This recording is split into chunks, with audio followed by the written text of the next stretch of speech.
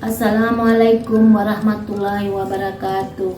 Nama saya Nursia SPD, calon guru penggerak angkatan 7 dari SD Negeri Kuta Tengah, Kota Sugu Salam.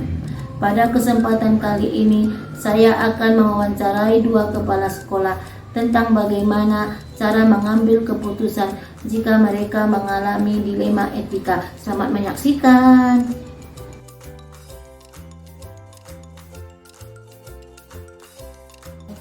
Selamat pagi Bu. Selamat pagi. Apa kabarnya hari ini Bu? Alhamdulillah baik. Ibu juga sehat. Alhamdulillah sehat Bu. Saya di sini Bu ingin melakukan wawancara terkait pengalaman Ibu sebagai kepala sekolah, terutama pengambilan keputusan Bu. Di sini saya ingin bertanya Bu, bagaimana Ibu dapat mengidentifikasi kasus-kasus yang merupakan dilema etika atau rujukan? Sebenarnya kasus-kasus yang ada dalam saya selama menjadi kepala sekolah di SD Kuta Tengah ini, kasus-kasus itu tetap ada. Pertama, kita selesaikan secara musyawarah dan mufakat serta kekeluargaan. Kasus yang pernah terjadi, contohnya ada murid yang berkelahi. Kemudian kasus itu kita selesaikan dengan melibatkan wali kelas dan orang tuanya kita panggil, sehingga kasus tersebut cepat selesai dan tidak berlarut-larut dan tidak melibatkan dan tidak merambat kemana-mana. Jadi saya sebagai kepala sekolah dan wali kelas harus cepat tanggap bila ada kasus-kasus yang terjadi di sekolah ini. Bagaimana Ibu menjalankan pengambilan keputusan di sekolah Ibu, terutama untuk kasus-kasus di mana ada dua kepentingan yang sama-sama benar atau sama-sama mengandung nilai kebajikan? Langkah pertama, kita pelajari dulu kasusnya dengan bertanya satu persatu ke murid tersebut, sehingga kita tahu siapa yang bersalah dan yang mengakibatkan terjadinya perkelahian tersebut. Tidak boleh langsung kita menyalahkan murid tersebut dengan ditanya dulu satu persatu. Kita mengetahui mana yang benar dan mana yang berbohong, dan kita harus punya strategi dalam menangani masalah, sehingga tidak ada berpihak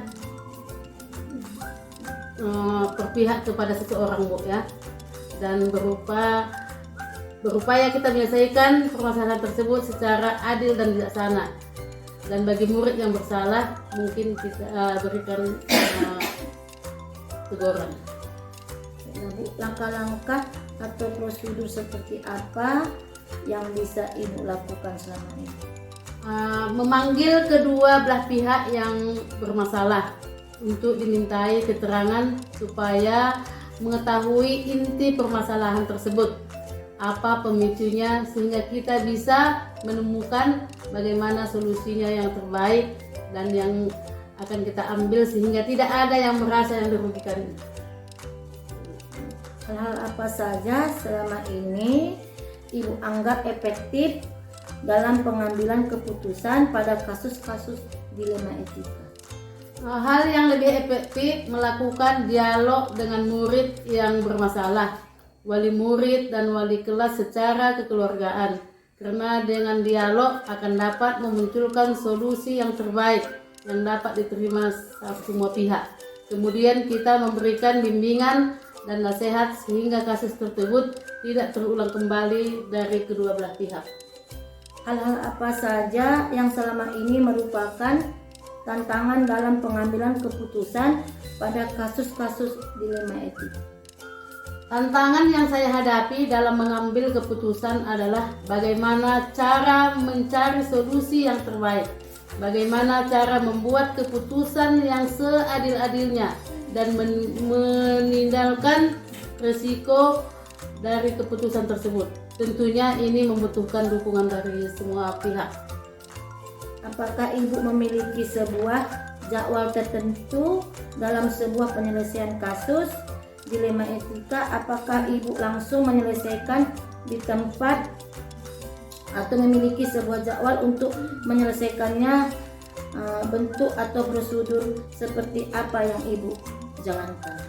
Sebagai kepala sekolah, saya akan menyelesaikan kasus secepat mungkin agar tidak ada campur tangan dari pihak-pihak lain, dengan melibatkan wali kelas dan guru lainnya untuk memberikan saran, pendapat atau hal-hal yang sesuai dengan permasalahan. Pendapat atau hal-hal yang sesuai permasalahan yang dihadapi kita cepat akan lebih baik. Adakah seseorang atau faktor-faktor yang selama ini mempermudah atau membantu Ibu dalam pengambilan keputusan dalam kasus-kasus dilema etika? Setiap permasalahan yang saya hadapi, saya melibatkan wali kelas dan guru lainnya, dan saya selalu menekankan perilaku adil dan bijaksana dalam memberikan saran dan pendapatnya. Dari semua hal yang telah disampaikan, pembelajaran apa yang dapat Ibu petik dari pengalaman Ibu mengambil keputusan dilema etika? Sebagai kepala sekolah, dalam pengambilan keputusan apapun, saya berpedoman kepada kesepakatan dan aturan sekolah, dan saya membiasakan diri untuk bertanggung jawab setiap ada permasalahan di sekolah, dan saya selalu menjalin komunikasi dengan warga sekolah, terutama dewan guru, untuk cepat dan peduli apabila ada kasus yang terjadi, dan selalu memberikan arahan kepada murid tentang tata tertib dan disiplin di sekolah ini. Terima kasih Bu atas waktunya. Di sini saya dapat banyak gambaran yang lebih tentang bagaimana cara mengambil keputusan jika ada kasus-kasus dilema etika, Bu. Terima kasih banyak, Bu. Amin.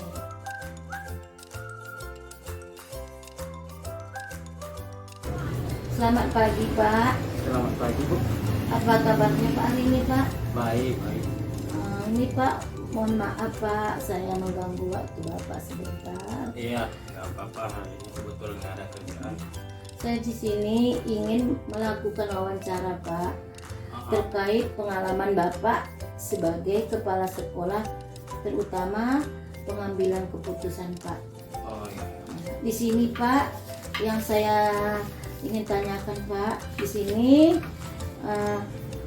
bagaimana Bapak mengidentifikasi kasus-kasus yang merupakan dilema etika atau bujukan moral Pak? Setiap kasus itu tentunya diawali dengan pemantauan di lapangan, bagaimana bentuk persoalannya, kemudian hal itu menjadi bentukan yang akan dimusyawarahkan dengan para guru untuk menyelesaikan permasalahannya. Jadi untuk tersebut ya kita selalu melakukan musyawarah, baik itu dengan guru maupun dengan mungkin wali murid dan juga komite. Baiklah Pak, bagaimana Bapak menjalankan pengambilan keputusan di sekolah Bapak, terutama untuk kasus-kasus di mana ada dua kepentingan yang sama-sama benar atau sama-sama mengandung nilai kebajikan Pak? Ya, itu memang terkadang timbul ya, di mana ada dua kebijakan, di mana kebijakan itu harus diambil salah satunya, ya tetapi kita harus mengambil kebijakan yang lebih ke positifnya, berhubung ya disesuaikan dengan kondisi sekolah, karena memang ya dua posisi itu karena kebijakan itu terkadang terbentuk. Kita buat keputusan yang A mungkin ada dampaknya di tempat lain, dan kita buat kebijakan B juga ada dampak. Tinggal kita menyesuaikan dengan kondisi sekolah kita. Demikian. Langkah-langkah atau prosedur seperti apa yang biasa Bapak lakukan selama ini Pak? Dalam menyelesaikan permasalahan tentunya kita bukan hanya langsung untuk mengambil kebijakan atau keputusan. Tentunya itu perlu suatu cara untuk melakukannya, untuk memutuskan suatu persoalan.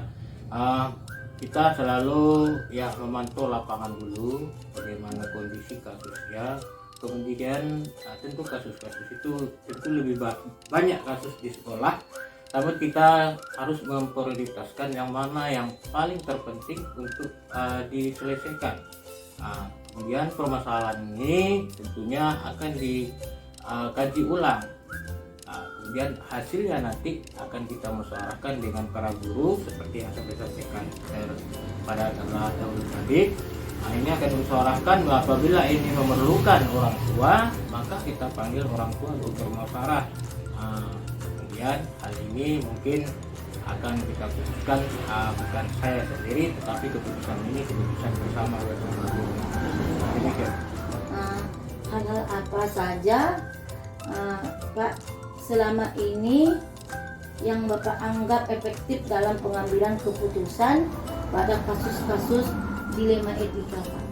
Iya, pada dilema etika kita selalu dari pantauan memang zaman sekarang memang sudah ya etika anak mungkin pengaruh dari zamannya ya, dari zaman sekarang. Kami memusyawarahkan bersama dengan guru dan orang tua juga komite untuk membentuk suatu program, yaitu program etika. Mengenai etika tadi itu mengenai tomate, tolong, maaf, dan terima kasih. Dan juga kami menerapkan di sekolah yaitu 5S, yaitu senyum, sapa, dan ini selalu ada yang memantau apabila hal-hal yang mungkin ada ucapan-ucapan yang tidak baik yang disampaikan oleh anak-anak didengar oleh teman yang lain ya, ini ada timnya. Dari tim inilah yang menyampaikan, melapor kepada guru piket supaya sekolah diberi arahan kembali, jangan menyampaikan ucapan-ucapan ya etika-etika yang tidak baik kepada sesama maupun kepada ya guru mungkin barangkali. Jadi ini ada pantauan khusus untuk dalam program ini. Jadi ada memantau, bukan hanya dibiarkan begitu saja, tetapi harus dipantau. Anak-anak dipantau, dibuat semacam tim pemantau untuk melaksanakan program baik itu 5S maupun program tomate tadi. Demikian. Baiklah Bu, Pak, pertanyaan berikutnya, hal-hal apa saja yang selama ini merupakan tantangan dalam pengambilan keputusan pada kasus-kasus dilema etika? Ya, memang jika kita membuat suatu keputusan tentu ada mungkin tantangannya, baik itu dari pihak sekolah maupun ya dari luar sekolah. Misalkan saja kebijakan kami untuk mengantisipasi, misalkan itu pemakaian IT, misalkan kebanyakan sekarang zamannya udah memang itu mengenai handphone itu tidak ada hari tanpa handphone anak-anak. Jadi kami mengambil kebijakan, dari kebijakan ini kami melatih anak-anak mencari informasi dari handphone tersebut atau dari internet ya yang berhubungan dengan pembelajaran, dan di sekolah kami ajarkan itu, dan kami melatih anak-anak untuk mencari informasi misalkan semacam game dalam pembelajaran itu kami lakukan di sekolah secara berkelompok. Namun ini bertentangan dengan orang tua, karena selama ini memang orang tua melarang menggunakan handphone. Ternyata anak-anak disuruh oleh gurunya membawa handphone. Ini yang menjadi permasalahan. Namun ini bisa kami atasi. Kami menyuruh anak-anak membawa handphone itu bukan dari sisi negatifnya dinilai, tetapi kami mengambil dari sisi positifnya. Dari zamannya udah zaman IT sekarang, ya tentu kita harus mengikuti perkembangan zaman tersebut. Jadi melalui IT inilah kita bisa melakukan pembelajaran dengan baik. Jadi dengan inilah kita bisa mengembangkan pembelajaran kita. Itulah yang kami sampaikan kepada orang tua hingga orang tua bisa menerimanya. Begitu. Pak, apakah Bapak memiliki jadwal tertentu dalam sebuah penyelesaian kasus dilema etika? Apakah Bapak langsung menyelesaikan di tempat atau memiliki sebuah jadwal untuk menyelesaikannya? Bentuk atau prosedur seperti apa yang Bapak jalankan? Ya. Itu tergantung pada masalahnya. Mungkin masalahnya itu mungkin harus cepat diselesaikan, kita harus tanggap. Maka itu harus kita selesaikan dengan kebijakan. Mungkin bisa saja langsung kebijakan kepala sekolah dan bisa saja itu kebijakan dari bersama dengan guru-guru. Namun ada juga terjadwal. Terjadwal misalkan kasus-kasus pada anak, misalkan anak-anak yang seperti saya sampaikan tadi, mungkin pada program 5S-nya ada anak-anak yang melanggar suatu aturan itu, ternyata ada etika yang tidak baik, itu dilaporkan oleh timnya. Tim ini bukan guru saja tetapi anak-anak yang melaporkan, dan hasil laporan itu akan dikembangkan, dicatat oleh guru-guru piketnya, itu kapan kejadiannya, apa permasalahannya, pokok permasalahannya. Nanti di hari Sabtu khususnya itu kasus-kasus itu akan dipanggil dan diberi arahan secara bersama-sama. Mungkin ada si A, mungkin ada 2, 3, 4 orang yang akan dipanggil akibat dari mungkin pelanggaran aturan-aturan sekolah atau aturan-aturan lain yang sedang diperkembangkan di sekolah ini. Bapak, apakah seseorang atau faktor-faktor apa yang selama ini mempermudah atau membantu Bapak dalam pengambilan keputusan dalam kasus-kasus dilema etika, Pak? Ya, yang pertama memang ini awalnya dari permasalahan di etika pada anak, mana pada zaman sekarang misalnya tata krama atau etika anak sekarang memang sudah jauh berbeda dengan zaman kita dulu, Bu. Jadi berdasarkan ini kami mengusahakan ini bersama dengan guru dan orang tua dan mengambil suatu kebijakan supaya guru atau pihak sekolah dengan orang tua ada kerjasama untuk memantau anak-anak dalam perkembangan seperti etika tadi. Mungkin di rumah dia, mungkin di sekolah dia baik, namun di rumahnya ada mungkin etika yang tidak baik, sehingga itu bisa juga dilaporkan oleh orang tuanya ke sekolah supaya ada kerjasama dengan yang baik. Bapak, dari semua hal yang telah disampaikan, pembelajaran apa yang dapat Bapak petik dari pengalaman Bapak mengambil keputusan dalam etika, Pak? Ya, dalam suatu permasalahan di sekolah itu tentu barangkali itu selalu ada pokok-pokok permasalahan yang akan timbul.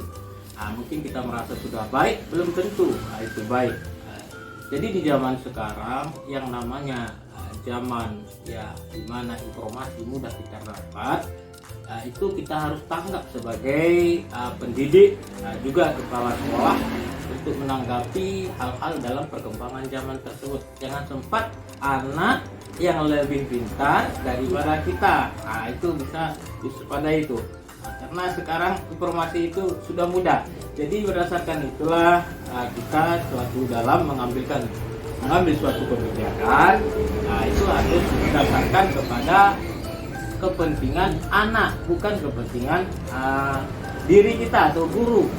Juga harus kepentingan sekolah. Jadi kita harus suatu mengambil kebijakan itu harus mengarah pada kepentingan daripada anak itu tersebut yang tadi sesuai dengan perkembangan zamannya. Jangan sampai kita ya sebagai guru egois ya gitu ya, egois sehingga ya kita merasa benar, anak juga merasa benar, itu menjadi cekcok nanti. Nah, kita harus tetap memihak kepada peserta didik. Terima kasih Pak atas wawancaranya tadi Pak. Dan terima kasih juga atas waktu Bapak. Sudah saya ganggu sebentar Pak. Di sini saya dapat gambaran yang lebih lebih banyak tentang bagaimana Bapak cara mengambil keputusannya jika ada kasus-kasus dilema etika di sekolah Bapak Pak. Terima kasih Pak. Demikianlah wawancara saya tadi dengan kedua kepala sekolah tentang bagaimana cara mengambil keputusan apabila terjadi kasus dilema etika. Semoga wawancara tadi bermanfaat bagi kita semua. Terima kasih. Assalamualaikum warahmatullahi wabarakatuh.